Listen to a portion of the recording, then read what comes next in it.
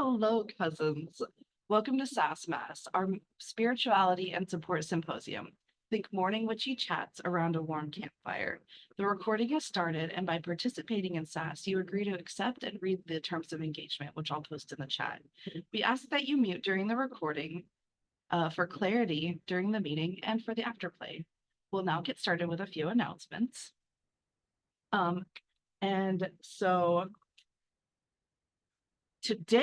tonight at, I don't want to tell you the wrong time. I'm sorry. I have to double check the time.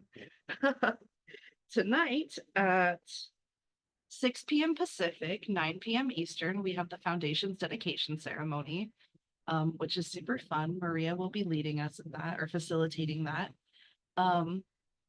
So bring a candle, or even if you want to come observe and just hold space, you are always welcome in our circles.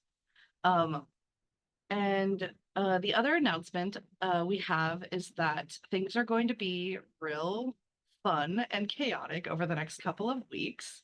As Jen Marie makes her transition out of Alaska, things are going to be a little bit on the fly. We're going to be going live randomly. We're going to try and keep you guys in the loop about what's happening as best we can.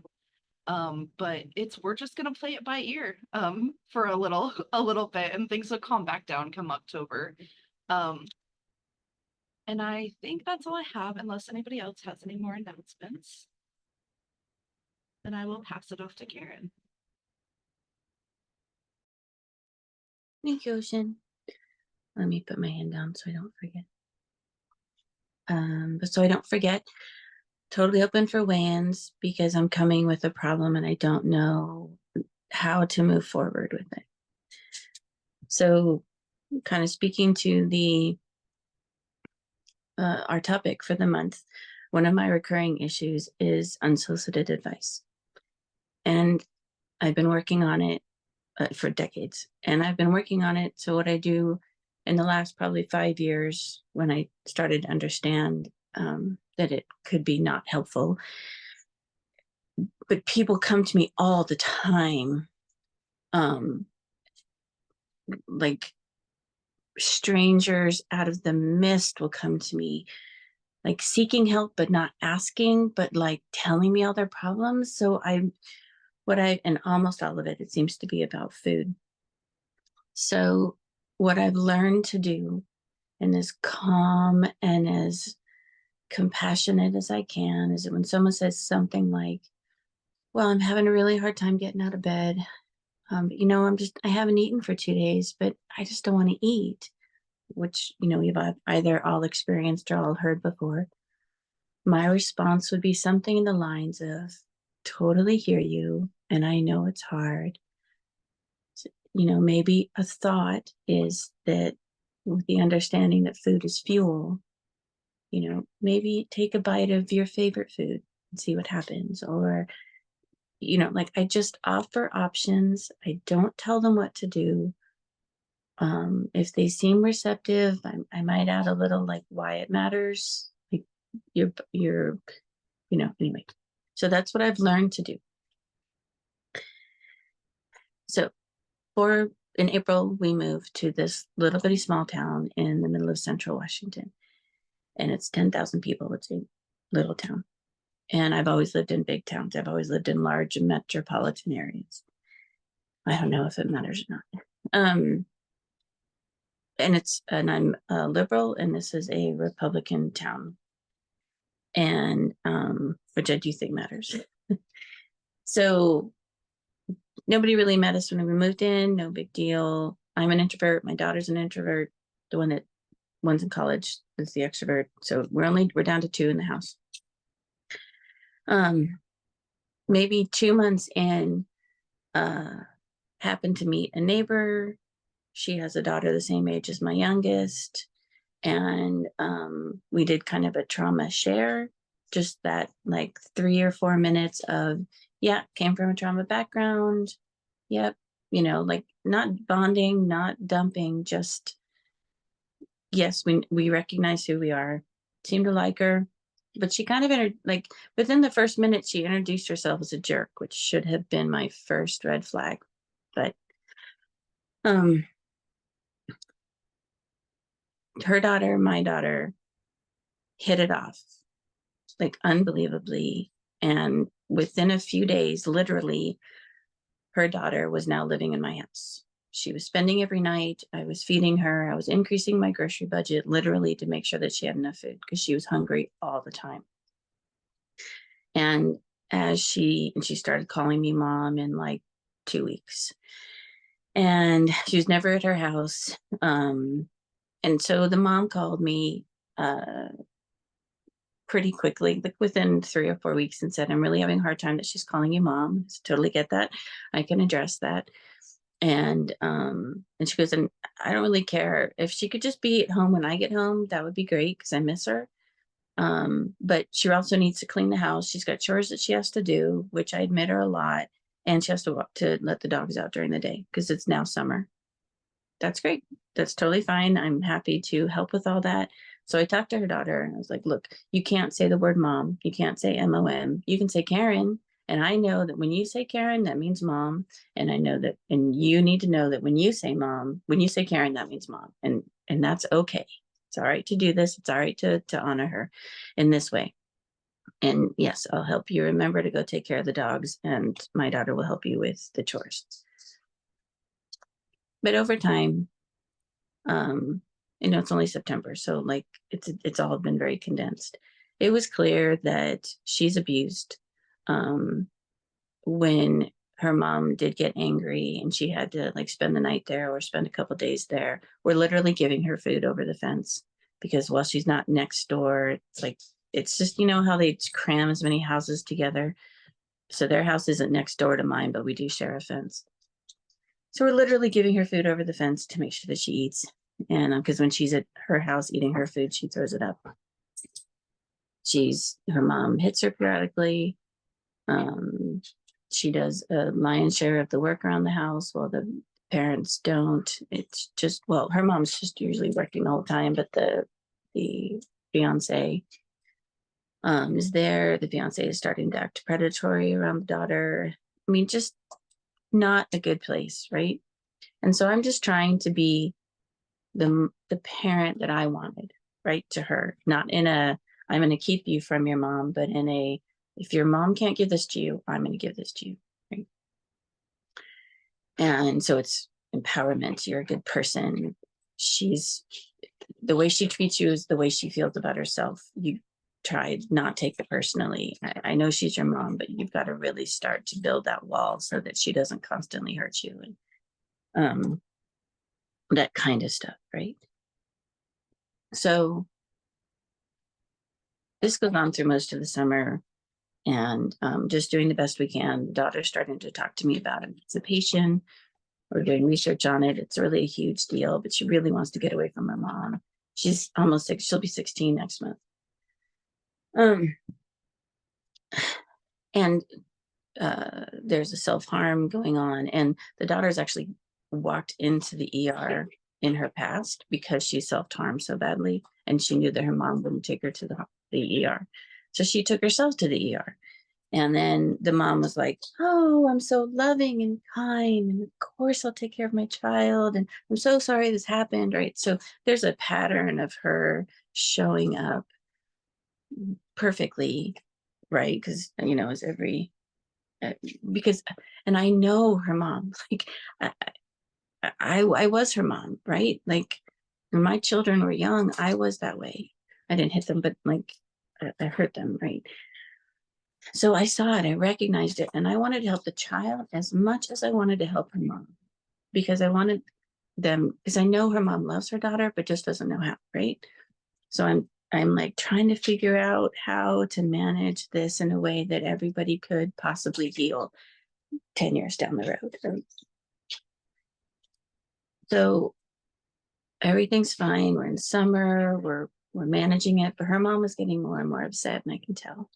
And so I'm trying to be more and more compassionate, calmer, quieter, just more still to keep things lower. So the girls were all the parents, all her parents, her friends, the parents' friends, Like it was a group of 6 or 7 of them that all left for the weekend. And they left their daughter at home taking care of their 3 dogs and 5 cats and 2 snakes and whatever else is in the house. And then also 2 dogs from the neighbors. She's literally the only person left. And the daughter is the only person left. They take one of the dogs to the park. Everything's great. I even bring them McDonald's because they're watching a show. Everything's great. They take the dog for the walk the next day. I don't know what changed, but the dog attacked another dog. The girls got the dogs apart, and in that process of parting, the people that the dog that was attacked, they left. The girls left with the dog, and then because they wanted, my daughter and the other daughter wanted to leave their information, but when they turned around, when they finally gotten their dog calmed down, the people that had been attacked had left. So the people that had been attacked left Facebook, and I saw it, and I was like, I wonder if this is them. And the people in the Facebook account were like, look, we don't know anything about the girls. We just want to get to the parents. We'd like our vet bill paid, blah, blah, blah. We did file a police report. And so the girls didn't tell me because they were so afraid. So maybe 2 or 3 days goes by. I can tell something's wrong, but I don't push. And then it just blows up one morning. And this happens to be the Sunday that I'm driving my oldest daughter to college, or to the airport so she can go to college. Like, it's a very stressful day. The young girls come to me and tell me what happened. And then I remember the Facebook post and her mom's yelling at her. But she thinks that the dog's owners will be nice and compassionate. So I'm trying to okay, well, we got to figure this out in a way that the girls are not going to get in trouble, because the girls are just they're 14 and 15, right? I won't go through the entire day, but let's just say we'll cut to the chase. I lost it. I am looking at my now adopted daughter. She is shaking while she talks to her mom on the phone, who is still at this party 2 hours away. Shaking. She's so afraid that she is going to be beaten when she gets home, and that she's going to be held accountable for the dog that's not hers because she was supposed to know, and all this. And I just lost it. I grabbed the phone away from her physically. I yell and scream at the mother. I leave the mother yelling and screaming. And even in my yelling and screaming, because I'm so mad and hurt, and I want to protect this daughter, that I say, look, you're hurt, and that's why you're reacting this way. I'm still trying to help the mom, even though I'm so fucking angry at her. And just such a terrible day. Within an hour, all of our phones are blocked. The daughter's not allowed to speak to us. My daughter, who feels like this is her twin, has had her heart ripped out. We're told to get all of her stuff out of our house, which is enormous amounts of stuff. And her mother drives back, and that was for 3 weeks ago, 3.5 weeks ago. So I get it, unsolicited advice. I get it, I shouldn't have blown up. I get it, grace, compassion, forgiveness for myself. I'd been trying to manage this really difficult situation, and I lost it. I have seen the daughter once. She's fabulous at masking, of course. So she just didn't look at me, and she was with some friends, and her friends were engaging with me, and I can read her lips, the daughter's lips, saying, that's literally the person I'm not allowed to talk to. And so I want, and we've tried to engage with the daughter to make sure she's safe. We've contemplated calling the police and doing a wellness check, but we think that that will just, the mother will turn on that everything's fine. It's a wonderful home. I love her deeply. And then she'll be beaten after the door's closed. So we didn't do that. And the daughters avoided all opportunities to reach out to us. I even created a string on my side of the fence that she could just like leave a note, because I had a little bowl on my side that she could just pull up, leave a note, and put it back. Because I was literally going to get her a burner phone so she could at least communicate with me if I needed to call 911 for her, right?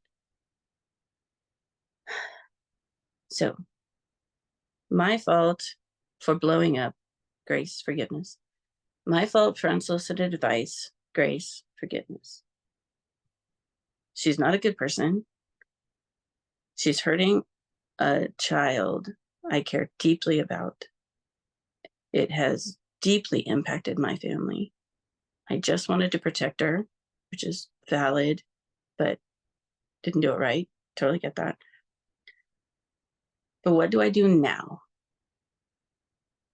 I'm starting to, now that I'm realizing this, I think I should apologize and say, unsolicited advice, totally blew up, incorrect. And that maybe that's a path forward to getting her daughter back. But maybe because in the weeks afterwards, I mean, I am desperate for help. Like, what do I do? Like, I had my heart ripped out too, right? And everything, every tarot reading, every message was, you got to walk away. You did what you did. You have to walk away. You have to let the seeds that you threw at them germinate, and you have to just walk away. So I did, but I can't tell you the orchestration that was required for me to see that child on the road. 10 steps back, it was carefully orchestrated that she was in that place as I was driving by. Like, I cannot stress that enough. So I know it was on purpose. And of course, this conversation with this woman has been going through my head every day for, what did I say, 3.5 weeks? So, and now the topic of the month is recurring issues. And we all know unsolicited advice is not good. And I'm learning that even more here, right? So weigh in, please, desperate. I don't know what to do, but I'm willing to do just about anything. If I do have to walk away, I'll walk away, but oh my God, it's breaking my heart. Anyway, go ahead. Ocean, it looked like that was you. Thank you. Thank you for being vulnerable. I really appreciate you sharing your story. I Sorry. would like to ask how you're feeling. I'm sorry. I was having a hard time hearing you. Could you repeat that? Oh, sorry. Yeah, I talk a little quietly sometimes. My Um, phone. I would thank you for your vulnerability. I really appreciate you sharing with us. Can I ask how you're feeling? Sad. I just want to cry. I just I feel so bad, and I just want her back. I'm totally ready to adopt her. I mean, give her my oldest daughter was willing to give her a room. I was gonna figure out redoing my budget so I could afford her, and sad. Where do you feel the sadness in your body? Because I can't say what I want to say to them.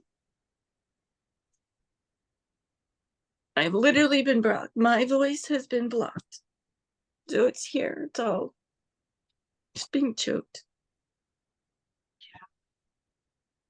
Do you want to take a deep breath into that feeling? I mean, I write about how I feel, but obviously there's a ton of emotion, and there's no place to go. It's grief, and I get that it's grief, but she's still here. It's not her fault.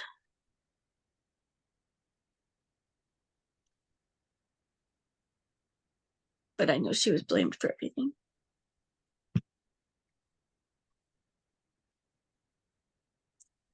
I know she was even blamed for my actions.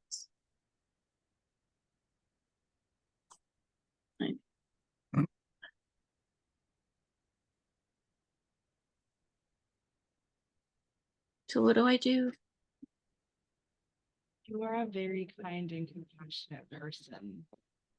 And I think that it's okay to feel sad in your body. It's okay to feel it.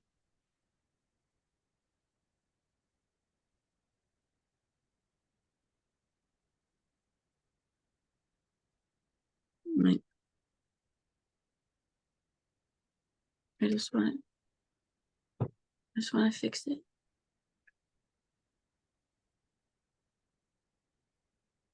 And I can't. I don't know, maybe I can, but I don't think so.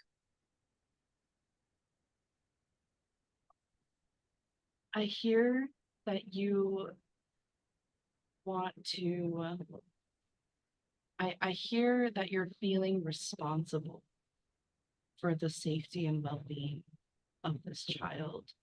And you're also feeling responsible for the healing of the mother. Is that accurate? Um, I'm not responsible for the mom in any way. I was desperately hoping I could plant some seeds non-violently that she could grow and heal. I just wanted to plant some seeds, right? Like I feel like in a lot of ways that's what I do. The people that just show up in front of me, I can't fix them. I can't. I'm not a psychologist. I don't want to be a psychologist. It's not the role I want to play. I, I want, and I can create a sanctuary where I know people feel safe enough to hear and want to heal. But all I can do, and I'm very comfortable with this, is drop the seeds.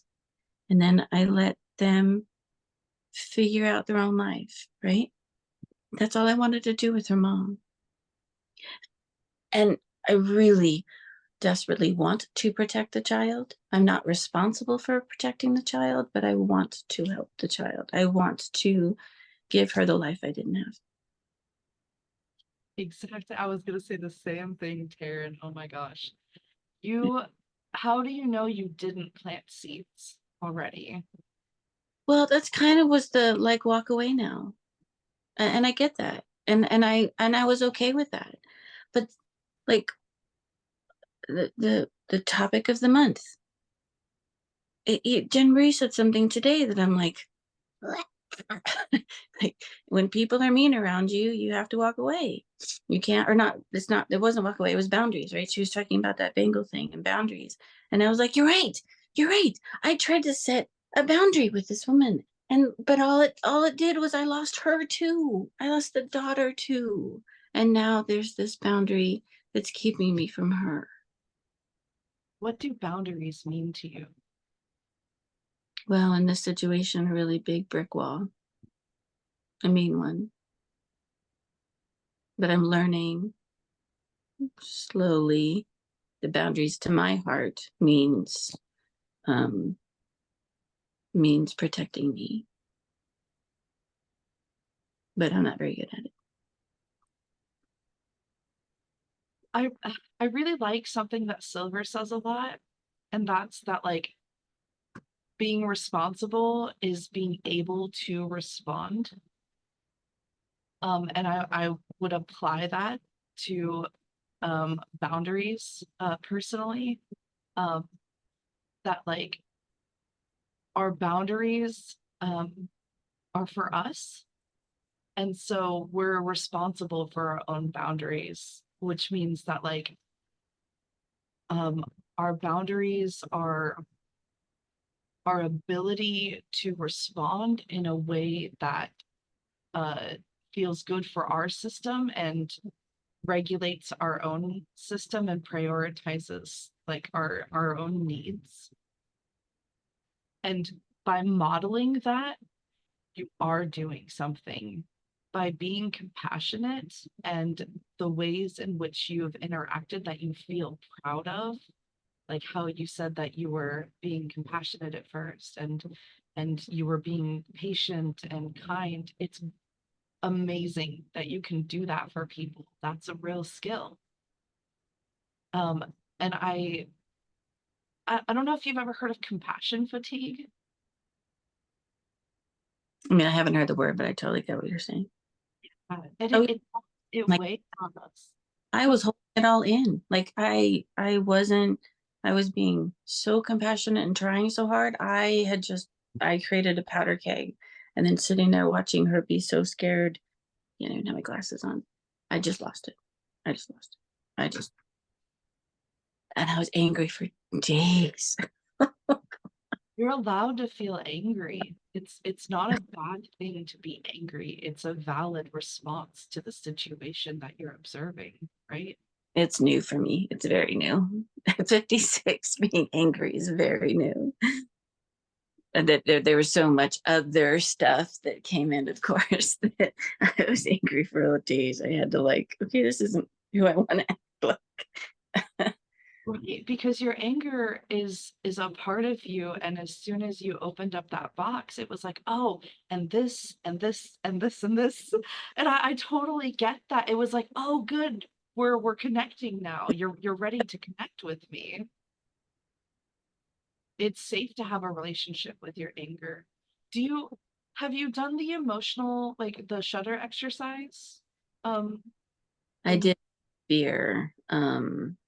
There's been another time that anger came up since this event because it opened a portal, shall we say, to my anger, which I had kept down. And I had a much better relationship with it. Um, it's not a part of me yet in my brain, but I was able to go, oh, there you are. Yeah, I remember. Okay. And it's right to be angry. It's okay. But I don't really want to keep being angry. So can you go back now? You know, like I'm trying that relationship with it until I can formally have a relationship with anger. But I also, anyway, yeah, that's a whole nother discussion I don't want to get into right now. I will save me and my anger for another SASS sometime in the future. want, we can do the shutter exercise together right now, but I can also pass it off to Whit. Okay, that is totally up to you. But thank you. I appreciate it. I did the shutter. It was super impactful for the fear, but I'm not in a place to take it on right now. Thank you though. But I'll take it up. Boundaries are awesome. I will hold this as a what is it, rain check for later, and I'll be like, "Hey, Ocean, can we do that shutter exercise?" Yes, absolutely. I'm here for you. Okay, I'm gonna go ahead and pass it off to Whit now, if that's okay. Mhm. Are you feeling good about that? Okay, go ahead, Whit. Karen, I just want to first off like wrap my arms around you in a consensual hug, of course, energetic hug, because this is a really really tough situation to be in. Um, like your question about what do I do now? What do I do next? For this specific situation, no one here is going to be able to tell you what to do next. I know, it sucks, doesn't it? It sucks when it's like have to figure it out. But I think what you're doing here and what Ocean just led you through to is the work that you need to do to get to that place, to get that answer, to figure out that answer for yourself of what to do in this situation. This is a very dangerous situation for you, your daughter, and your daughter's friend to be in, there's a potential of it being very bad. And so it's really, really hard to know what to do in that situation. And to sit in this situation and sit with those feelings, it's really, really tough. And I think that is to like wrap it into what are we working on right now? Like this is a tough part that a lot of us who are here deal with. We are all fixers, I feel like, that we want to come in and we want to fix a situation, and we're all deconstructing. I am the only one who can fix this situation as well too. It has to be me. There's a responsibility that we feel to fix the situation. Can I interject? Mhm, mhm. I'm responsible for my actions. I am not responsible for her actions. What I want to fix is I just want my daughter back. Even if it's just the ability that she could walk over to our house and I could give her a hug and then she goes back. Like, I just want access. When I say fix, I just want access back to her. Mhm. Responsible for that. I'm not, like, does that make sense? I've done enough. Uh, I've done enough work to get that I am not responsible for anyone but me. Mhm. I get that now. I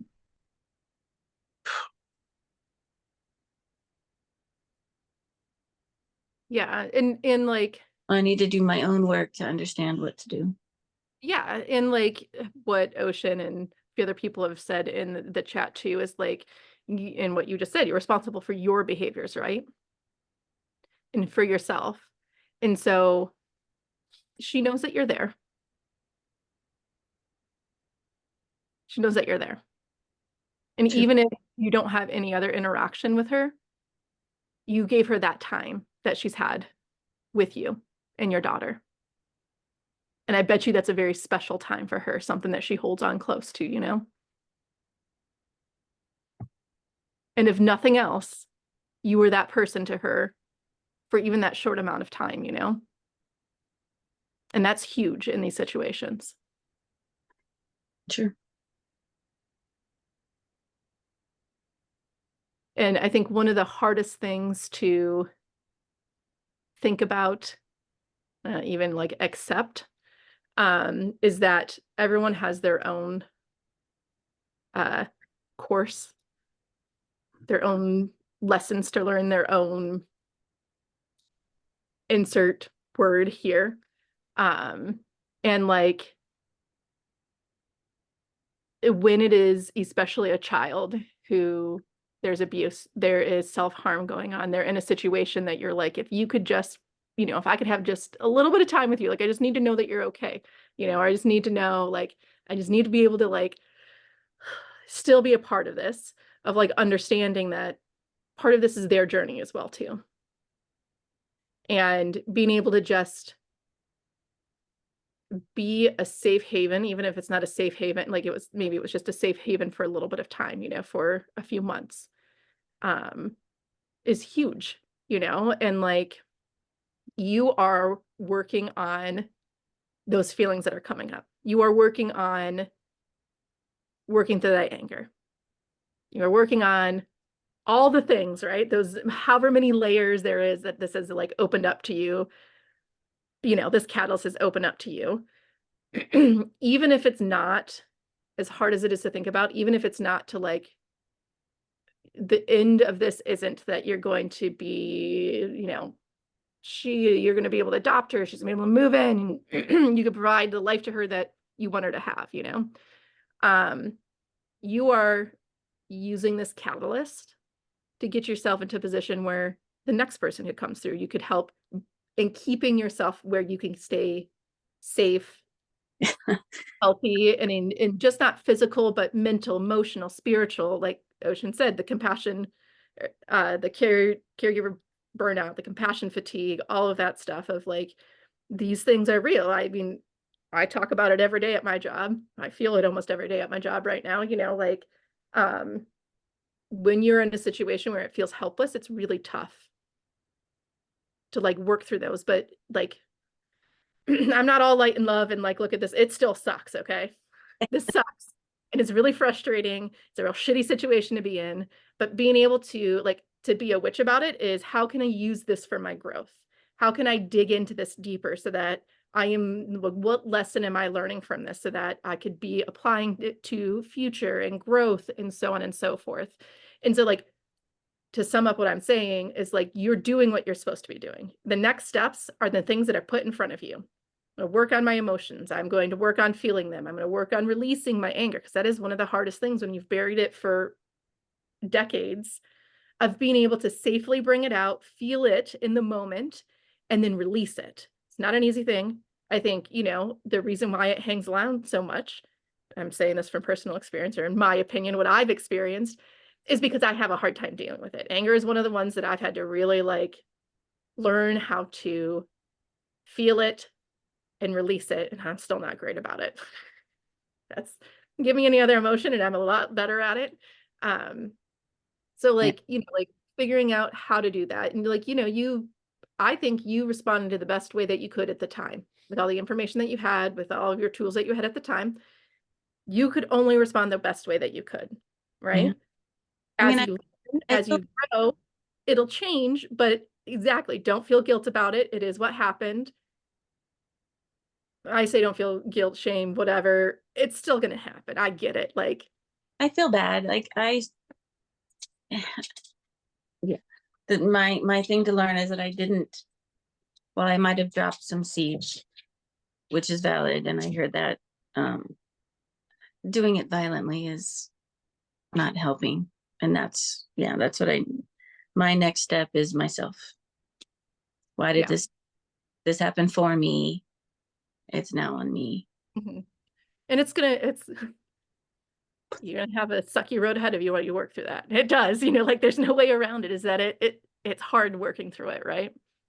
But that's why you have the community too. Like, we're here to support you through this. We're here to, you know, poke as much as you allow us to poke with, hey, what about this thing over here? Or have you tried to look at it from this angle? You know, yeah, exactly. But once you are like, you will know what to do next. Like, that's one thing, if I haven't learned, is that I can be ruminating. I could be like, just I'm really good at it, of like, what are all the possible outcomes that could happen from this situation? I'm an expert at this. And like, what am I going to do if this happens? And what am I going to do if this happens? And what if I'm going to do if this happens? What am I going to do if this happens? In my decades of experience working in crisis situations, usually what happens is not something I've thought about, right? True. But knowing, like, getting to that place of where you can accept, if like, I'm going to know what to do when this happens. The next step, like, it may be what you do right now is nothing else but work on yourself, live your life. Here you are. And then a situation is going to present itself, and you're going to know if you should do something during that time or not. You might like question your instinct, because which one of us doesn't question our instinct, especially in these moments? But as you're doing that work, you're going to be in a better place to be able to see it, to be able to understand what you're doing, to understand like what next step you need to take. So take a couple deep breaths.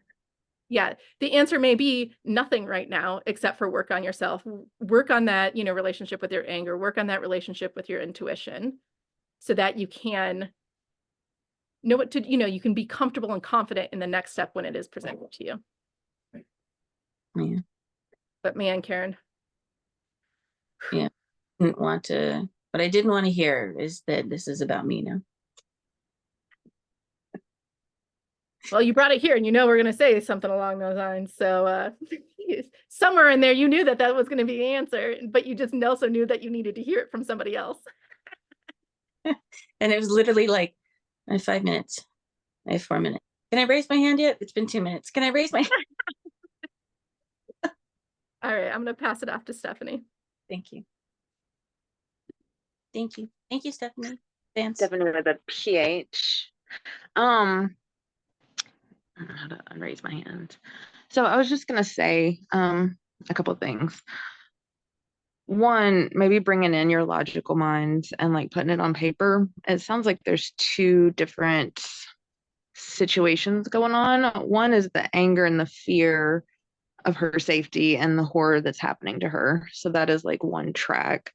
And then the other track is just the grief and the sadness and the loss and the yearning that you and your daughter are experiencing. And so that's a whole other track. So like two things. And I just wanted to share from the mothering caretaking, guilt, oh my God, my kids, what have I done, da da da perspective. So I had my kids during the whole hope and change kind of era, 6 and 8 years ago. And since then, I don't know if y'all noticed, but the world is kind of like gone a little different from that, right? And so I really went through this period of like, oh my God, like what have I done to bring these poor little children into this world? Like, what have I done? Like, what is their life going to be like? How, like, a lot of just fear and guilt and just wanting to protect them and feeling bad that I birthed them into existence, into this chaos.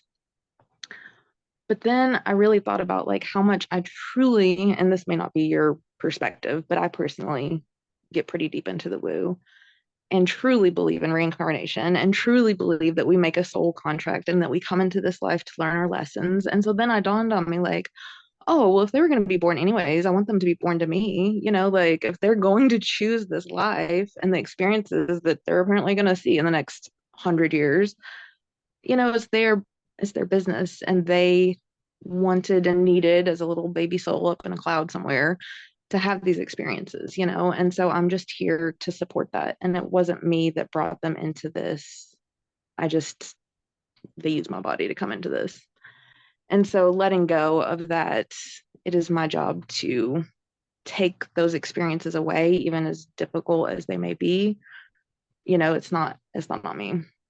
And the last thing I'll say is I would wager myself, and it sounds like you, and I would bet 95% of us in here have had those really difficult upbringing kind of experiences and trauma and pain and whatever. And we're all awesome, right? Like we made it. We're amazing, you know? So like this girl will probably be okay, you know, and these things will probably make her an amazing, compassionate, wonderful adult. You have planted the seeds. Whether she comes back to you or not is a mystery up in the universe, you know, and may not be in your control. But you did turn into a beautiful, wonderful person. So she can too, you know, and like just because it's painful and traumatic and difficult doesn't mean that it's not going to be okay or that it's your job to make it unbad. So that's all I have. Thank you, Stephanie. So true. All part. So true. Was there anyone else? Sorry, I'm not in the chat. Oh, I'm sorry. I think Ocean was next. Yes, I had to come back. I love everything that everybody else said. Wit really inspired me. And then also something that you said inspired me too. That like, so you said that what's really important to you is access. And as a witch, your attention is like really powerful, and like a powerful creative force is what I want to say. And so when you're imagining these scenarios out of like your anger and fear, you're giving your attention to what you don't want. I'm not saying that you're creating what's happening. I'm not saying that you're responsible for what she's going through or anything like that, I promise. But as a witch, if you were to hone in on the feeling signature of access and just take a little bit of time when you've gone through, because you're gonna do this processing and the shutter exercise with your anger, right? And you're planning to go into the shadow work. But the reason that we do shadow work is to get to the other side of it so that we can manifest what's actually in alignment for us. And so when you've done that work and you're in a place after you've like processed where you're at right now, like don't try to force yourself out of that. I know it's really easy to be like, just go back in there and we're just gonna do the love and light stuff. Because that feels more productive, right? Like especially under like the cappy pappy like sort of indoctrination. And so when you've sat with your anger and you've had that moment, and then you're on the other side of it, take a moment to do something that nourishes you, like eating something you like, or drinking some water, or sitting and grounding, and imagine what access feels like. Feel that in your body. Do the exercise with the feeling signature of access too, because you don't just have to emotionally regulate the things that you are difficult. When we process and feel the good things like access and care in our bodies, that is just as powerful, if not more powerful, especially if you're grounding it in what you're physically doing, like drinking or um like grounding or something like that. Um your your thoughts are very powerful, and um when we meet our thoughts with acceptance, um it's it's easier to choose the reality that we would like to live in. That was so powerful, Ocean. Thank you. Thank you. That was spot on. Everybody's been spot on. Thank you. Unfortunately, my other daughter just called, so I need to go find out if she's okay because she's going through a really rough patch. So I'm gonna take all this and I'm going to disappear for a few minutes and come back and then catch up on chat. If anybody else has a way in, please, if you wouldn't mind writing it down so I don't miss it, but I do have to go. Okay. Thank you, Karen. Thank We you. look forward to hearing any developments in your feelings. Yeah. Okay. Take care, everyone. I'll be right back.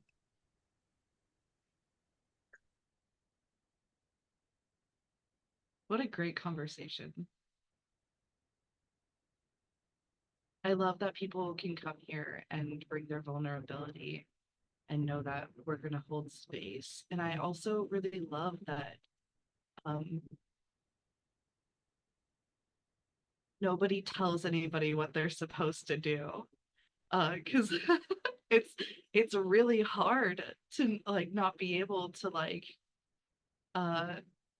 jump into like life raft mode, right? And like be like, oh, I got you. This is and this is what I would do. But it's also really powerful to be able to do this shadow work together. Go ahead, Morgana. I heard a couple things this week that really resonated with me, and I wanted to share them with people. The Western introduction to shadow work for most people is through Carl Jung. And a thing that I was not aware of, because I have not studied Carl Jung deeply, was the concept of the golden shadow. The golden shadow is unrealized or ignored talents or potential. So, it's not all like, oh my gosh, I got to do shadow work. It's going to be so hard. Sometimes it's, I've always had this feeling that I would be really good at this. Let's explore that. Or, all through my life, I've, had leanings towards this. Let's explore that. That concept of the golden shadow helped fill out that id ego diagram a little more. Not that I prescribe to that exclusively. I don't. it's too simple. It's too binary, and life is not a binary for me.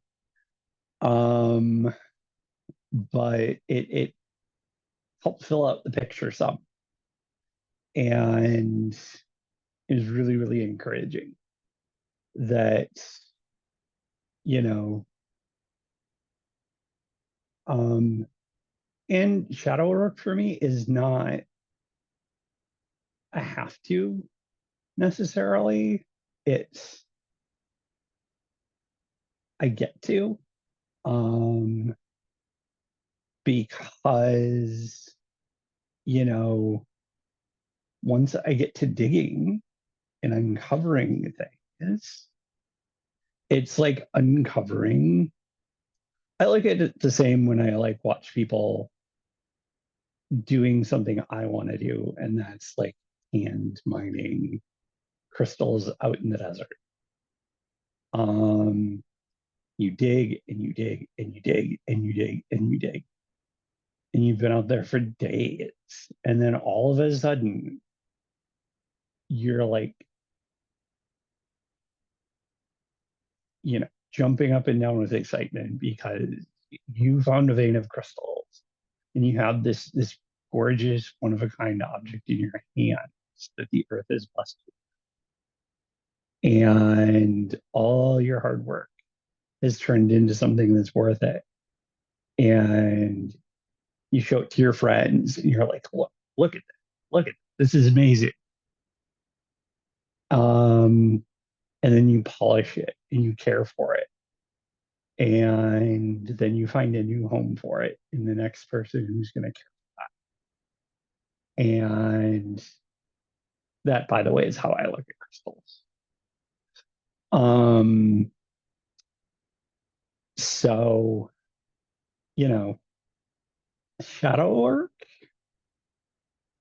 when I'm looking at it rightly, you know, it's getting the dirt out of the way so I can see what's supposed to be there in the first place. You know, that's you add in that concept of the golden shadow, and you have that additional I get to bonus of, oh, hey, okay, it's not gonna be, you know, hard, tough digging all the time. You know, it's not gonna be like drenched in sweat, hard work all the time. Sometimes it's gonna be like, okay, I have a little trowel, a little hand shovel in my hand, and I'm just chipping away, chipping away, chipping away. Because I know there's something good. I know it's coming. And I'm not as surprised when it shows up, but I'm just as excited, maybe even more, because I knew it was there. You know? So I wanted to share that. And the other thing is another encouragement. It was a reminder. This person astrologically was like, there's a lot of Isis, Magdalene energy that's flowing through. And they were like reminding people, this isn't princess energy, this is queen energy. And it's for you. You know, it's it's not, you know, a me too type energy. It's you, and it's centered on you. You know, you are important. You're worthwhile. This is here for you. Specifically you. It might be for other people, but it is specifically for you. because you are important enough for this to show up for you. Queen energy. Not an add-on, not a me too, but put on your crown, stand tall. Even if you don't feel it, fake it till you make it. You are the queen. Stand proud. Take your throne, because that energy is for you. You know, that shadow work, that golden shadow work, uncovers the crown, you know, gets the dust off the cape. You know, it makes that sparkle happen. So there you go. There's your pep talk for the day.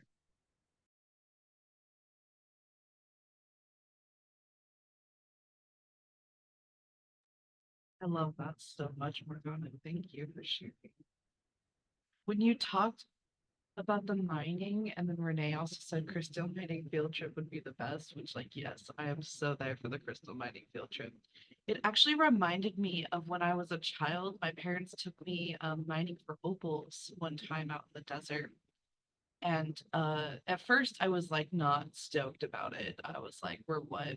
We're going out to the desert to like go look at rocks. I was like not into it.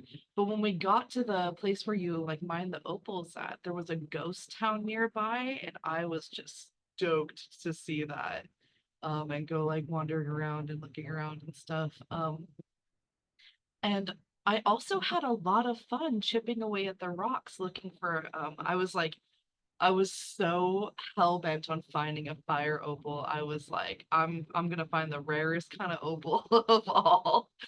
Um, and the funnest part actually was having lunch, was like feeling like I was doing this work that I really enjoyed, looking for something that I really wanted to find.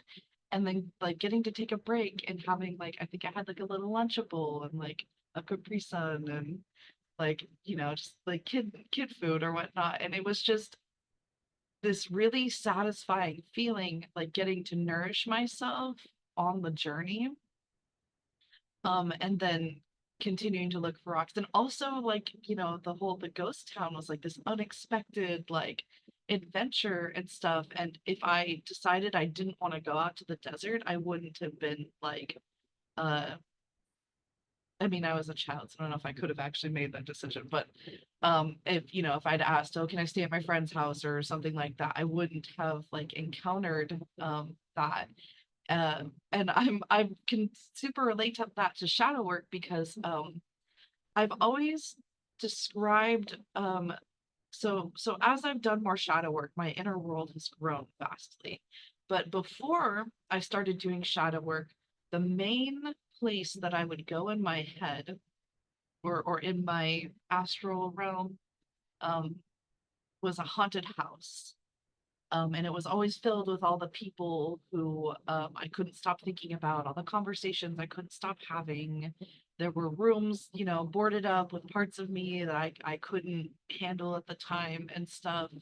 And so as I started doing shadow work, I started seeing it as like a renovation. Like I started seeing it as like, and not as like a cleansing of the ghosts, but as a like getting to know them. Like the same way I was like poking around in the ghost town and stuff. I was like seeing it as like, oh yeah, these are I'm getting to know the ghosts that inhabit this house. You know, I'm getting to befriend them and pulling boards off of doors and repainting the stairs and just doing things to make myself feel more at home in my own um, world, in my own system.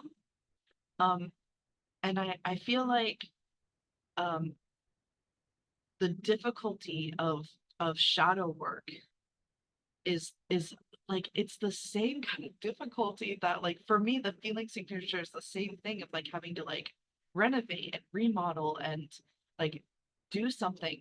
um but then you get that feeling afterwards, after you look at the project that you've just done, the cabinets you painted, like a special color that reminds you of nourishment, and that's why you put it in the kitchen, and you're doing all these things intentionally to uh to enjoy those things. And then I also I heard really recently about the golden shadow. I think it's really cool that you brought that up. Um, I actually started reading a book called Shadow Astrology. And the the ways in which we build our crowns that we adorn are like the I'm sorry, this is like going so many different directions in my head. Essentially the parts of us that we get to know are the jewels in our crown, I guess is all I really wanted to say. And I love that so much. Thank you for bringing that up, Margana. Go ahead, Renee.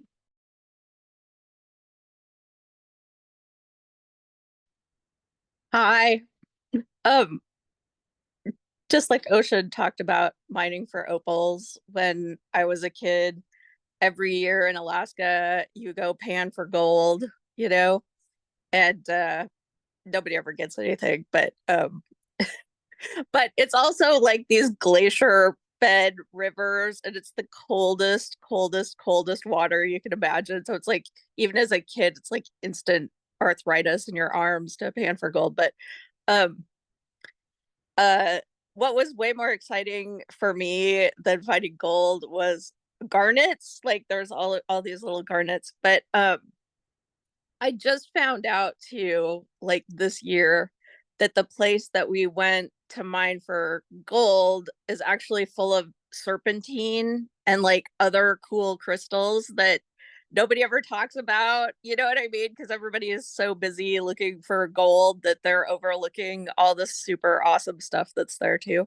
And I don't know, I just thought that was relevant to the conversation for some reason. But um yeah. Uh gemstone field trips. I actually I think on my Pinterest board I have all the places in the US you can go dig for stuff, and I think North Carolina is like famous for emeralds. It's pretty interesting. Like there's like cool stuff just about everywhere, but also if I found like a dinosaur fossil, that would be better than any gemstone for sure. So um I'm gonna get off here now.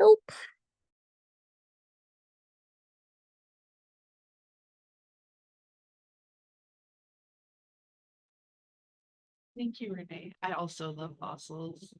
I actually was at a gem and mineral show one time, and I got, I don't know if I have it nearby, I think I do, but I got a little fossil of a tiny little fish, and it's like for some reason, like fish, like skeleton fish are like a thing for me. I just really love them.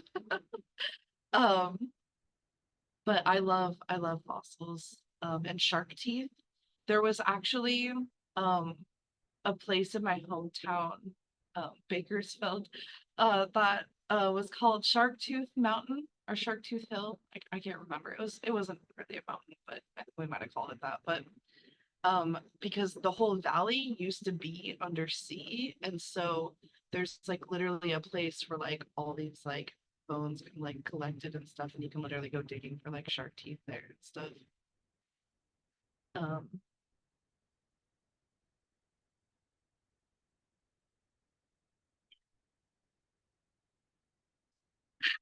I, I am trying to think of something else to carry on the conversation right now.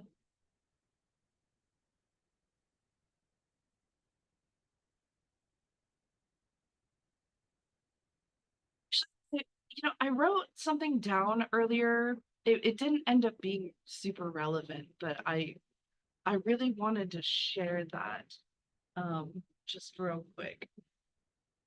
So when somebody is asking me for support, or if somebody comes to me telling me about their problems, that like, you know, would automatically activate my lifeguard, like my inner lifeguard. I've started this practice of asking, how can I best support you? And then I can offer holding space, which is holding a positive container to give them the space that they need to work out how they need to without judgment or without me trying to fix them. I can offer validation, needing the truth of their situation to be demonstrated and supported. I can offer advice, which is giving my guidance or my recommendations based on my personal experience and knowledge. I can give them space to vent in, which means that they need to recount the event to help their own brain process it, but they don't want my opinion because they haven't formed their own yet. Or I can offer reassurance, letting them know that they're not the only one who feels that way, and that it's possible to come out on the other side, and reminding them of how capable they are of getting there. And just letting people have the option of like, you know, what or even using my own discernment at times of like, what can I offer this person based on where my own energy level is at right now? Sometimes I can't hold space for people. Sometimes I just need to offer them validation. Like that's totally valid. Like where you're at right now is okay. And so I just wanted to offer that insight. If you still wanted to talk, Renee, you can. If you would like to, it's okay if you don't. Yeah, it's a different subject, but it's something that I ran into the last couple of days. I was listening to a podcast and they were talking about a lot of ableism in traditional witchcraft and how there are certain traditions where you cannot be initiated into a coven if you have back problems, and certain traditions where anyone with any kind of mental health issues are not welcome. And I was really shocked.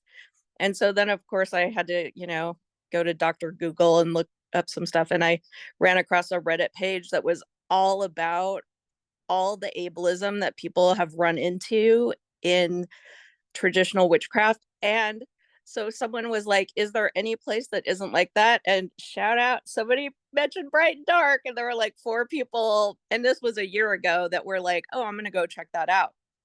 They're like, that's the only place I haven't run into that. And I was like, I was shocked, but also, I mean, like, some witches need to do some work, it sounds like. So, anyway, I'm gonna hop off now. I have so many thoughts about mental health and magic. Because I think that there's value in understanding our mental health, but I don't appreciate that it stops at a diagnosis. And I have a personal theory and feeling. Obviously, I'm not speaking for anybody else, but personally, I feel that the way that mental health is under capitalism is just capitalism diagnosing its own symptoms and then patching people up so they can go back to work. And so it makes sense that, especially in colonized places, that people who are building their witchcraft off of a mindset of indoctrination and off of a mindset of like, that's like purity culture, honestly, as well as ableism, is like you need to be perfect in order to have magic. But in my experience, people who are disabled are incredibly magical. The people who are oppressed are incredibly magical, because we've had to innovate in ways that capitalism couldn't take away from us. And that's, you know, for a lot of us, that's our magic. I think that I also believe that my sensory experience is deeply connected to my energetic experience. And so, you know how when somebody loses a sense, another sense will kind of take over for it and like allow um them to like compensate in that way. I feel like our magic does that as well when we struggle with something. Um, it can compensate uh in ways that our physical body can't. Um, sorry, I'm reading the chat.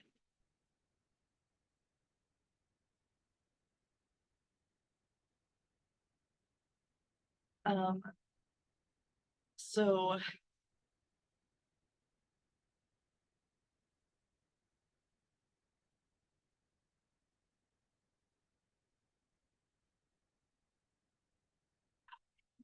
feelings about that, Stephanie. Is it okay if I read your comment out loud and respond to it? Is that cool with you? Stephanie with a PH.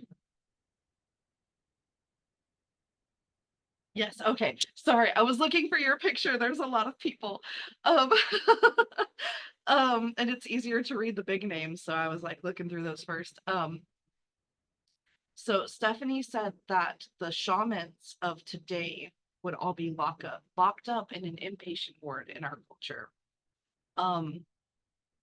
I have a lot of feelings about institutionalization, especially since more and more details have been coming out about Project 2025 and people have been like helping like to explain that more on TikTok and stuff, and the criminalization of like homelessness.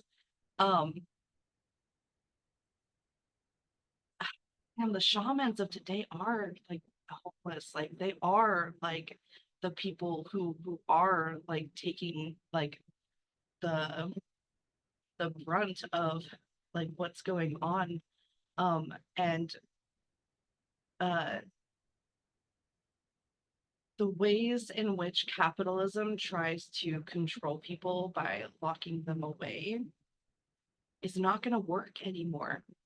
Like people are aware now, and the more people are talking about this stuff, and the more people who are bringing attention to when their homeless friends go missing or when they're noticing these sweeps and stuff, and the more that we talk about how much unoccupied property that there is available to make into sanctuaries, to like, I love, one of my favorite pastimes is watching abandoned building, like like urban exploration.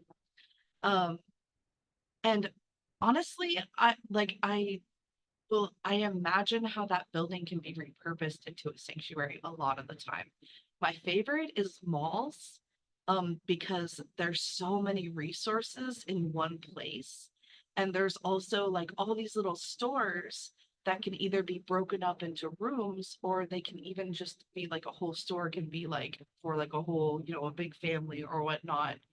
Um, and uh, I've also um I'm sorry, I want to go on a whole ramble about this. I guess I just want to say that like the ways in which we exclude certain parts of our population are are ableism. And the more that we can incorporate disabled and oppressed people into like the plans that we have for the future as they are now, instead of like the ways in which um we imagine that capitalism might respond to those people, the more that we're creating a world in which they are included, and in which we can understand that a lot of the ways that we like, a lot of the things that we don't like are because we're resistant to them. In yeah, I don't know. I kind of just want to leave it there, but I really appreciate the opportunity to respond. So thank you. I'm gonna pass it off to Morgana. A button was pushed. Um,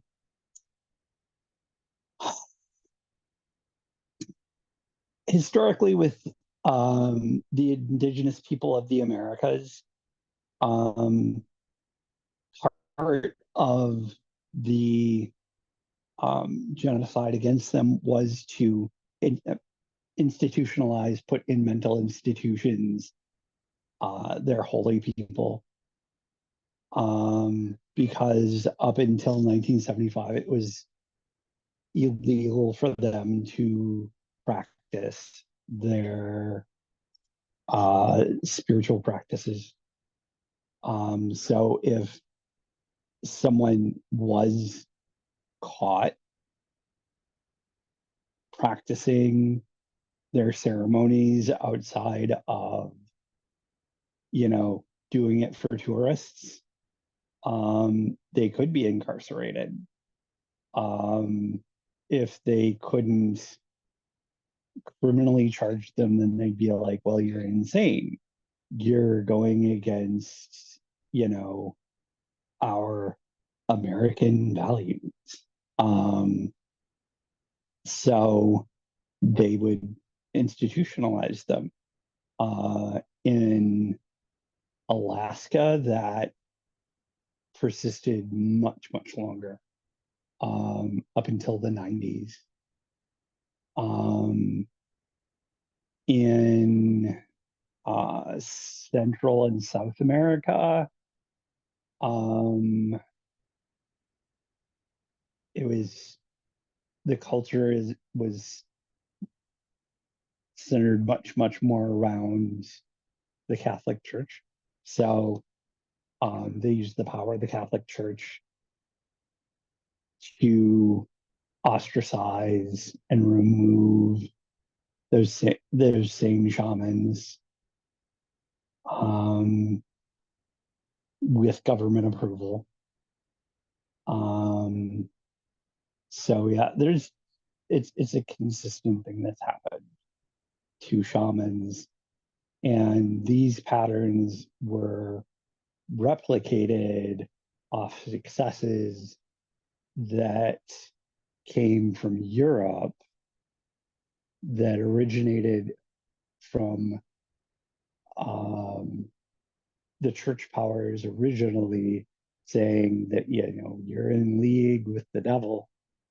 And then once they had science that they could say, that they could use, then they would institutionalize people instead.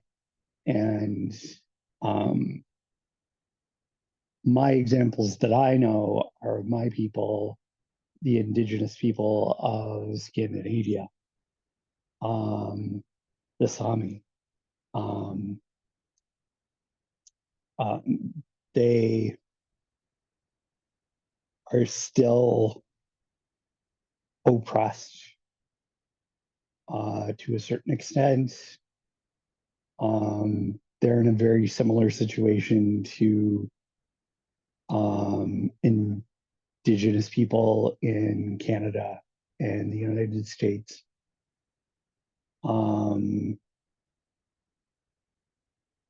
If you're white and a shaman, or if you are indigenous and approved by white people, then you're okay. If you're a shaman and white people don't know about you, they don't.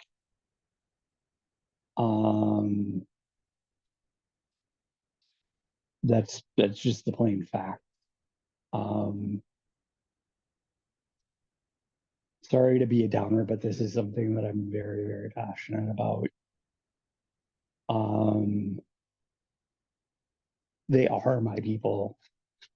They are my ancestors. Um, you know, they hurt, it hurts me personally, spiritually, when they suffer. So, um, and the whitewashing of shamanism is like egregious to me. Um, ableism within witchcraft is equally egregious. Witchcraft is the place of marginalized people. That is our place. They have no right to try and take that from us. No right whatsoever. Historically, spiritually, the marginalized, that is their healing, their hope, their justice. That is where it comes from. You know, it is the center of their community when they're allowed to have community along with their leadership. It is the spiritual center of their community. That is not to be commodified or turned into, you know, a method. That is for us. And they don't get to take it from us. And it enrages me that they would take what is ours and dare to say we can't have it because it was never theirs to have.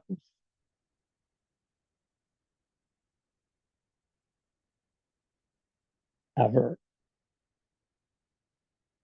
You know, if their ancestors were part of that, their ancestors are very, very upset with them. Very upset. And they need to do some work and they need to get,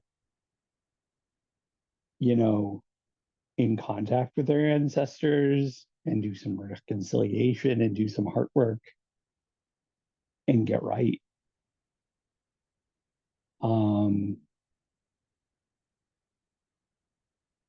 You know, even in Central America now and Mexico, and well, I guess that's part of Central America. Anyway, down there, you know, if you live out in the country, your place of last resort is, you know, the shaman. You know, if you cannot get justice, if you cannot get hope from the doctor, if you cannot get hope from any source, you go to the shaman. And they might refuse you twice, thrice, but you know, if you seek them honestly, they will help. And that is the tradition they come from. You know, they don't turn away those that are in need, those that are true to the path. You know, they are there for those who are in need.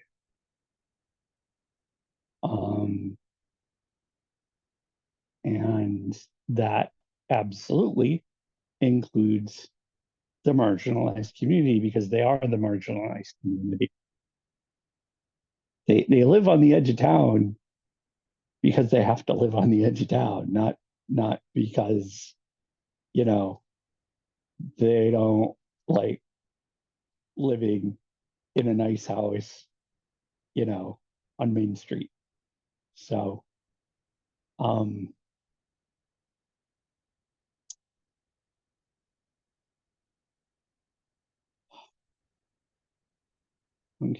I'm gonna take some deep breaths unless somebody else talks.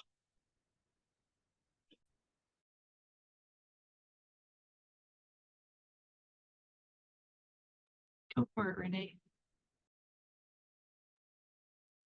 Morgana, do you mind if I weigh in on a couple of things on that? Okay. So one thing I was gonna say when Morgana was mentioning just kind of the audacity of, you know, ableism, as I would think of it, just the idea that someone has put themselves in a position where they get to decide who, you know, can participate. To me, then it just becomes a cult of personality at that point, you know. If it's a coven, you know, where someone is saying who is allowed to participate. And then I just wanted to weigh in a little bit about Alaska, which is, I worked for an Alaska Native company, and I actually worked with elders and shareholders, and they, I mean, they are living people right now that were taken from their villages and put in English school and beaten if they spoke their native language, and beaten if they were left-handed, and beaten if they tried to wear their clothes. And just that these men that I spoke with, they spoke about it very matter-of-factly without bitterness. Like, just the fact that they can do that is just blows my mind. It really does. But I also just, you know, Alaska, talk about colonization. I mean, there's still villages that are a Baptist village or a Catholic village or whatever, because whatever group of missionaries went in there and just took over and sent all the children away, you know, just institutionalized the whole village basically. But and some of the languages almost went extinct. But I will say now, I think, well, I don't think, I know that there's a lot of reclamation and even renaming of villages. So like Barrow is Ukigavik now. And, you know, it's, the languages are being taught and revived, and the dances, all the traditions. And so there's, one thing is, my mom's like a crazy doll lady. So I'm always looking for dolls for my mom, and always trying, like, there's a very rich tradition in Alaska of doll making, and it is almost, I can say it's almost extinct now. It's impossible to find dolls that are indigenous made. And the people, my friends that I've talked to that are indigenous, they basically say, like, there's so much work, time and work that goes into it, that and they're not valued. You know, people want to pay $30 for something, you know what I mean? Like they're not valued for how much you know, art and craftsmanship goes into them. And if anybody's ever interested, I do collect books, which are very hard to find, about Alaska Native made dolls. And the best book I have is actually from a museum show that took place in the 80s. But just like all the art here, very regional and very distinctive styles in the different regions. Sorry, now I'm going off because I get all excited about it. But anyway, yeah, Alaska, You know, like I said, if you want to talk about colonization and abuse of people and people that were literally experimented on by the government, having radioactive sponges sewn under their skin.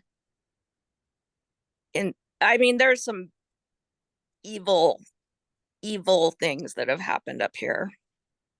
But that's yeah. I'm not quite sure how to help you with that. Yeah, Alexa's not quite sure how to help me with that. So I'm gonna mute right now.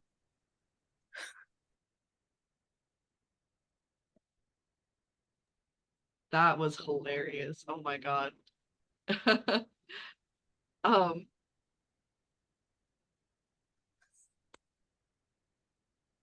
yeah. Sorry, that the Alexa thing caught me off guard, and all I can think is like, yeah, of course you can't help Alexa. You're like a facet of capitalism. Like capitalism is literally like it can't be its own antithesis, like essentially. So and it's like everything, it has its own ebb and flow. And you know, if anybody was in the live this morning, uh the way that Jen Marie handled somebody coming in and wanting to control the conversation in a way that, like, you know, was trying to get Jen Marie to oppose her. It and she alchemized it with so much grace. Yeah, being like, telling her like, hey, you know, if you want to come to like our witchwork circle, then I'll come to your Bible study. Like, just offering to connect. And it really inspired me. And uh the more that I do the internal shadow work to get to know those parts of myself that I've rejected, the more that I am excited to reunite with people who I may or may not agree with, the more I am excited to work with people who have vastly different perspectives than I do. And for me, that's like a huge part of decolonization. Um, Also, I just really wanted to shout out, there's this TikTok account that I follow. I can't remember her name right now, but the account name is Show Me Your Mask. And that always just stuck with me. And she does like she's like working actively on the repatriation of Alaskan natives from all the boarding schools and the abuse and stuff. So she's really great to follow along, or if you want to support somebody who's like doing that work and indigenous, I highly recommend following her. Um,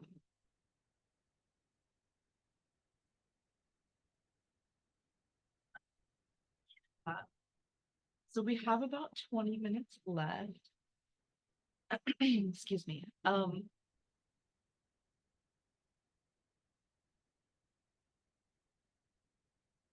So does anybody have any final conversation that they want to start, or any I know is it okay I wanted to facilitate this connection if it's possible, but I know that Coral was asking Karen in the chat if she was open to a weigh-in from earlier. I Are you am. interested in that? Yeah, that's totally fine. As long as there was nothing else.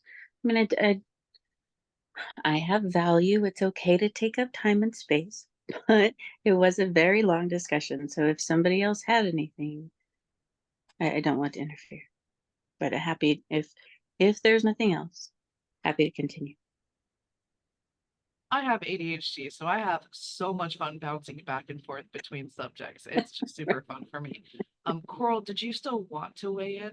I just wanted to check that I'm not like forcing anything. I was just so curious about your weigh in, honestly. And I really appreciated your vulnerability, Karen. So, is that something you're still interested in, Coral? Yeah, I would love to share. Because it was a great conversation and I really enjoyed it. So, but something I heard you saying, Karen, is you were talking about how in helping this young woman, it was in a sense like an extension of you and like who you wanted when you were young. And I was just curious, have you done inner child work?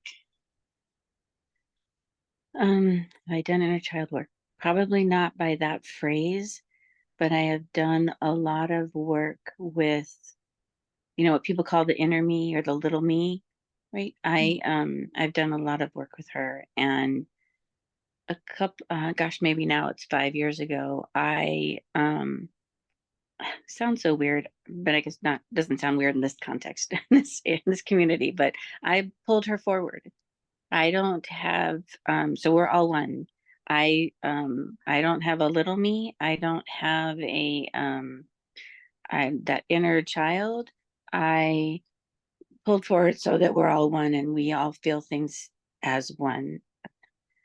I don't have multiple personalities. I had a really hard time explaining this, but I worked really hard, and I like the very next day or 2 days later, I had a situation where I was really excited and I acted just like a 3-year-old. I was like, it worked. Because I was all super goofy, just like a 3-year-old getting like a birthday gift. But so I actually, the ADHD, you sleep like this. I now sleep like this. I hug myself at night. And I know and I do that now on purpose. And because then I'm holding myself and I'm holding me the way I always wanted to be held, because it's me now. And I'm both parts. I'm the parent and the child. Does that make sense? Am I answering your question? And I feel like I'm going off Yeah. a tangent. No, I love it. That's kind of what that's exactly what I was gonna ask you is like, maybe it's time to invite the younger Karen to live with you and offer her that home and everything that you wanted. I 'Cause work, yeah. yeah, because I don't know, time will tell how you may or may not be able to show up for this person now. And like, yeah, offering yourself all of that healing and love. I work to do both daily, because I see in my children that I did hurt them, like I was hurt differently, but like hurt them. And so a lot of my growth has been, in therapy sessions, being told, Mom, you really hurt me. I did do that.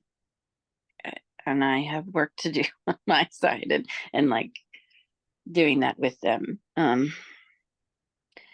And so and I'm also trying to learn that if I give advice, I need to be hearing it too. Like if something's coming out of my mouth, that means I need to hear it too.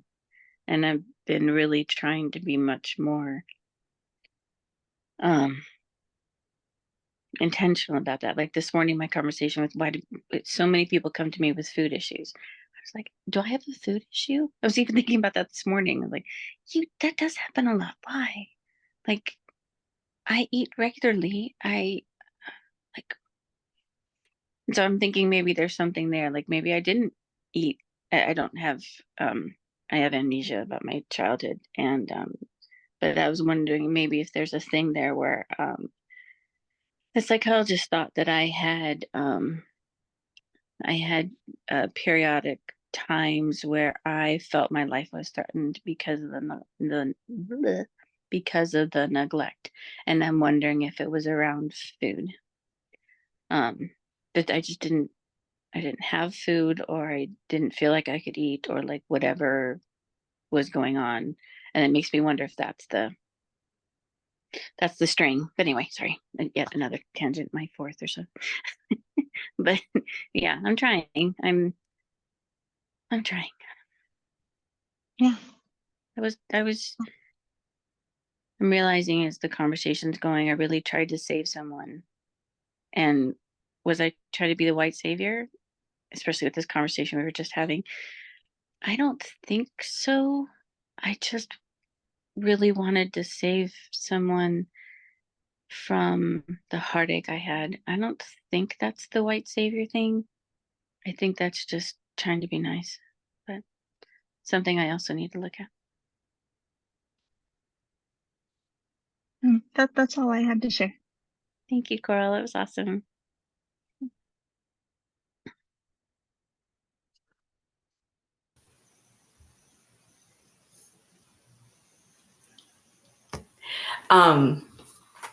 Coral, I love that perspective because I'm hearing, Karen, a lot from you that it sounds like there's a lot of correlation between things that may have happened to you as a child that you're seeing too. And I love Coral's point to being like, maybe it's an opportunity to parent yourself. That's a cool perspective. I also keep hearing you say like the unsolicited advice thing. And I've created a practice for myself since my daughter was little because I always wanted to fix and help and ease and make things better for everybody. And I've developed a practice with her when she comes to me with something, and as she starts talking, I immediately, before we get too deep into it, I ask her, do you need me to just hear you, or are you looking for input or advice right from the beginning, so that I know we're very clear. Am I just zipping it and being present for her, or is she looking for something? And she will tell me. It's been a great practice. It's been a really, really great practice. And yeah, so I wrote down notes because like this conversation was so fascinating, and I'm hearing that you really feel the need to do something. Is that right? Like in this situation? I wanted to, but now I know it's all about me right now. The next step Yeah. is about me. But Yeah. And did you say you heard a lot like in the tarot reading that it was time to like, like do nothing? Did you say that? Something like that? yeah. Like in a tarot or? Yeah, because I wanted to like I went from her being here 20 hours a day to not even nothing. Zero. Yeah. And that I'm grief terrible at was, that when it's yeah, time for me, to not be doing. yeah. The grief was horrible. And I wanted to, do we call the police? Do we this? Do we that? Do we this? Do we that? And everything was, you did it. You're done.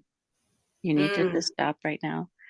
And it wasn't like you're done forever. I have this feeling she'll be back in my life. So I did put in her stuff that first day.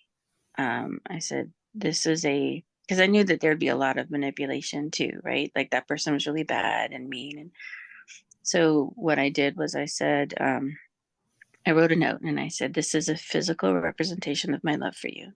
I will always love you. And I hope that I will see you at another time, whether it's just for a hug or that you want to spend the rest of your life here. And that was it. I just wanted her to have something physical that she could pull out and go, no, it's not true what my mom's saying. This is true. She wrote it down. It's real. Because I felt that was important. We have anything else, but we had a, do you want me to be a plant or do you want me to help? That was that's what it I was in love our that. family. Yeah.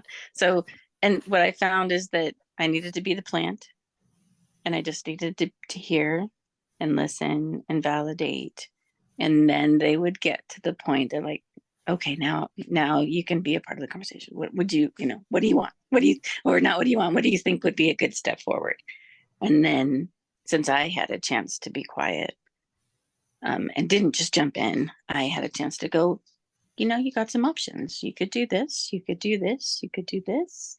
These are all valid things. One of them is always nothing. And it started a much healthier conversation. This whole conversation has been reminding me of something. It was a SASS Mass. I mean, I don't know, 2 years ago, but it so impacted me. I take notes sometimes during SAS, and especially early on. My journal is full of it, and I go back to it quite often. Um, and basically, the gist of the message was that, in a situation where I felt powerless, or that I should be doing something, but I couldn't, or that I shouldn't, that there might be other moving pieces outside of my immediate orbit that need to fall into place in this moment. And my job was to be still so that those pieces could move around. And that it was for me to trust that everybody is on their path.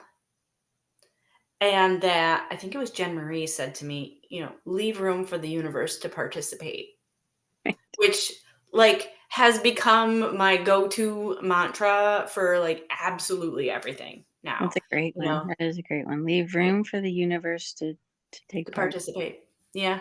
That's awesome. That was really helpful. And that's all I have. So I'm Yeah. going to pass it to you, Ocean. Excuse me. I love this so much. Thank you for letting us come back to this conversation. I also noticed something too, and I wouldn't have noticed it if you hadn't said that about, do you need me to be a plant or do you need me to be a person? And so you were also talking about nourishment before, about how people come to you for nourishment and stuff. And what does a plant do when it's not nourishing anybody? It's not doing nothing. It's growing and it's nourishing itself. It's getting its nutrients from the earth. It's regrowing. And especially the ways in which, I know that you're working with harvesting right now. When you harvest something, if you harvest it in a way that I'm thinking of rosemary because I did my own harvesting with that recently. If you harvest it underneath a node, so that it will regrow two more plants out of the top of it. It will regrow even bigger and stronger and be able to nourish more people. And that sounds like that's important to you. And I just really wanted to point that out. I take very care when I harvest that the plant will grow bigger. Like the rose bushes, I'm going to cut way back because they need to be much bigger. But I can also take some of those and then plant new ones. And then basil, rosemary, all of those do so much better if they've been cut. So much better. Lavender, actually. Also, you can really cut lavender back. Anyway, yeah. I am definitely an earth person. I am definitely an herbal, earth growing person. Yeah, I didn't quite realize how strong it was, but it's huge. And which goes to nourishment, right? Which is all nourishment. And even the plant in the corner is cleaning the air and providing oxygen. I mean, yeah, really the connections, even just a plant is still doing so much. And you could also apply it to the pause that you're feeling right now, because you're that relationship has been cut back, but you're leaving room for it to grow. Oh, that's fun. So true. And seeds, right? Like even the thing, I just want to plant seeds. Everything's connected. So true. Even my terminology. Absolutely. That's awesome. Connection-based magic. A connection truly is magic. It's truly a great representation of our magic. Yeah, that's so true. In fact, I need to go get the mint. I think I got rid of some last night while it was drying. Maybe. We are, oh, it's really late. Was there anyone else?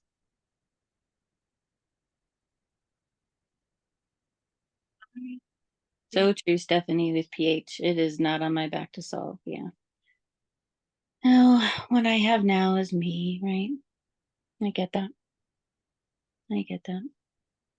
And you are enough. Yeah, I do have to work on the powder keg of anger inside me, though. I've got to figure out a way to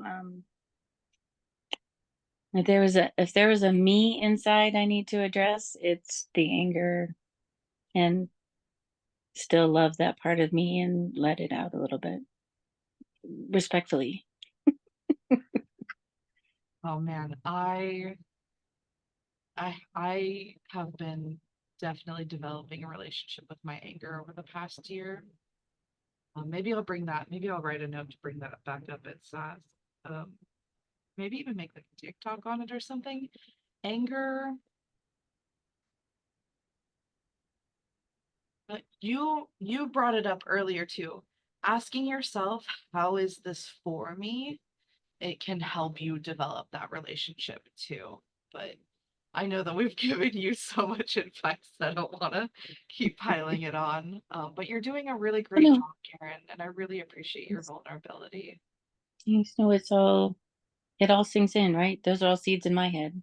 And I am going to be spending the next 4 to 5 hours in the kitchen, it looks like. So it will all, I know how that my ADHD, possibly autistic brain will just sit there and chew on it all. And even this morning, I felt like I just needed to describe the web because it didn't feel like it was a real trap, but I felt like it was all interconnected. And it is, and it's all my heart, right? Like, yeah, it's my heart, and it's all the parts and pieces of me that I need to work on next. Yeah, I'm okay with that. And Corey, you're spot on. Like, the more that I think about what you're saying, it's not that I think some of my anger is that there wasn't someone for me when I was younger. So it's not that I'm trying to be my parent. It's not that I need to be the parent. How am I saying this? It's not that I'm trying to reparent the me that didn't have support.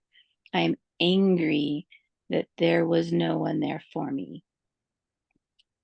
And so I was probably, as I speak and it's all coming clearer, I was overcompensating in that argument, mad that I didn't have one, desperate to be somebody else's, and just wanting to break the cycle, just desperate and wanting to be heard, right? And like volcano. So there's a lot for me to unpack. There's a lot to unpack, and that's okay. I'm now being given 4 to 5 hours sitting in the kitchen, which is a great place for me to unpack, to go through it all. My own little therapy session. So I'm deeply, deeply grateful in our last 30 seconds, deeply grateful for everyone for being present for me and with me and for me, and just deeply, deeply grateful for this community on so many levels. I'm not the person I was before I started, even just beginning of the year. I'm very different, and it's all this community. Thank you. It is an honor watching your advocate bloom.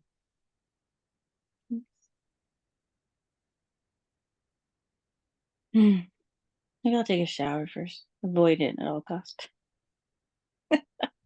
Hey, regulating your sensory experience is part of the process. Thank you so much, everyone, for such a great conversation today. I know we had a couple hands here at the end. I have to hold my boundaries as a moderator, but I would love it if we wanted to keep the conversation going in the app. I will totally participate in that in the courtyard if you guys are uh, feeling up for it. Thank you everybody for such a great SAS. I'll see you guys at the candle dedication tonight at 6 p.m. Pacific, 9 p.m. Eastern. Have a good day, everyone. Bye.